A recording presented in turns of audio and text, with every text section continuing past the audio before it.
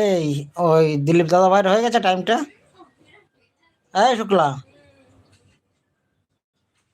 আমাকে দেখ, আমাকে 1 ঘন্টা দিতে পারিস নাকি?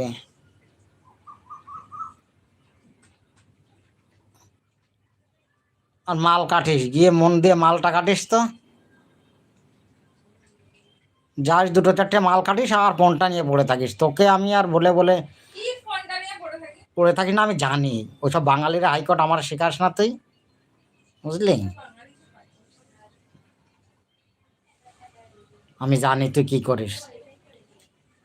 তুই 1 ঘন্টা দিয়ে যা মাল কাটিস, আমার 10-15 মিনিটে বসে কটা মাল আমার কাটায়।